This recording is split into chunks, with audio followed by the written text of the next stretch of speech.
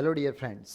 Chemistry में सबसे पहले जो मोल कंसेप्ट चैप्टर है उसका सबसे एक इम्पॉर्टेंट एस्पेक्ट होता है कि मोल को कैसे कैलकुलेट किया जाए। So today I am going to guide you how to calculate mole for any particular species from different ways. Mole जो होता है उसको तीन डिफरेंट वे से कैलकुलेट किया जाता है। There are three simple ways. तीन सिंपल तरीके होते हैं। Number one, that is from given mass.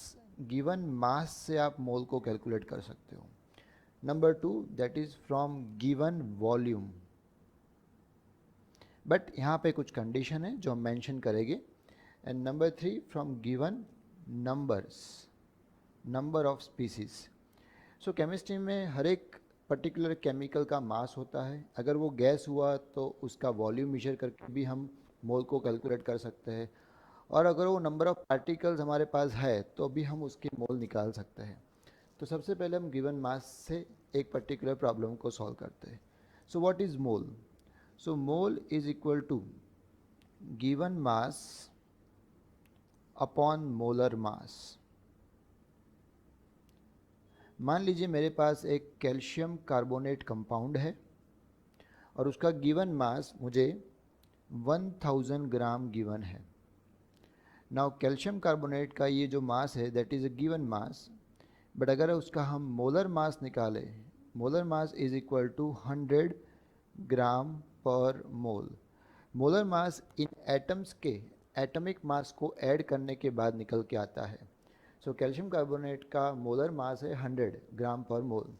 So when we use this two words और this to values, mole would be given mass is 1000 and molar mass is 100, so answer will be 10 मोल। सो इस तरीके से आप किसी भी particular substance का मास है और मोलर मास है तो आप मोल निकाल सकते हो। Very simple way. Second, given volume. But given volume ये सिर्फ गैस के लिए ही अप्लाइड है और ये सिर्फ और सिर्फ एसटीपी कंडीशन पे ही अप्लाइड है। तो at STP, at STP and for gases only ये अप्लाइड है।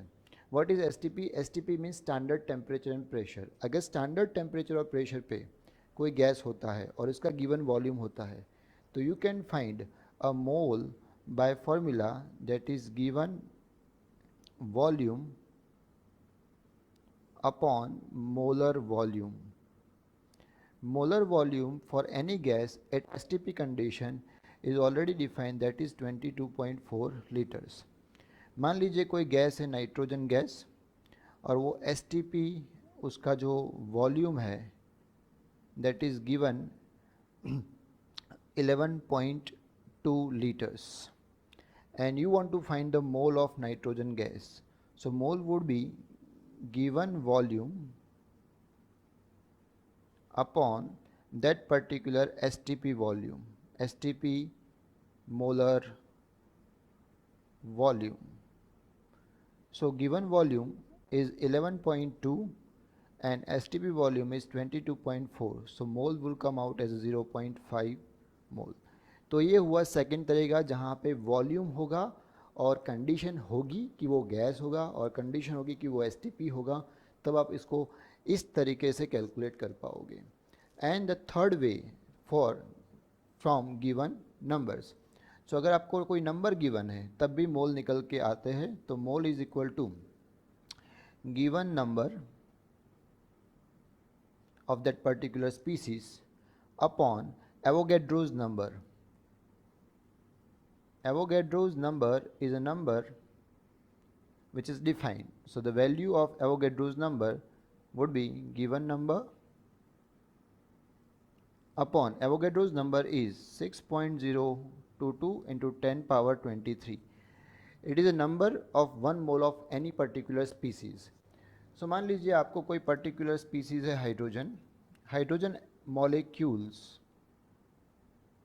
Are given in number that is 3 into 10⁻23। So ये आपको हाइड्रोजन मॉलिक्यूल्स के नंबर गिवन है और आपको इसके मोल निकालने हैं। सो मोल निकालना बहुत आसान है। Mole would be given number is 3 into 10⁻23 And Avogadro's number you can generally take for simplification 6 into 10 raised to 23. So again the value would be 0.5 mole. तो इस तरीके से आप 3 डिफरेंट वेज से, बहुत सिंपलेस्ट वेज से mole of any particular species निकाल सकते हैं. आपको 3 टाइप के questions may be given in your competitive exams including JEE NEET और एनी अदर CUET और similar type of exams. So जहाँ पे मोल निकालने के 3 वे आप अप्लाई कर सकते हो. और एक चीज़ बता दें कि मोल जिस पर्टिकुलर स्पीसीज़ के ज़्यादा होगी उसके नंबर ऑफ मॉलिक्यूल्स या नंबर ऑफ स्पीसीज़ ज़्यादा होगी comparatively. So there are 3 ways, again 3 simple ways, from given mass, from given volume and from given number. We will be guiding you more and more. Thank you.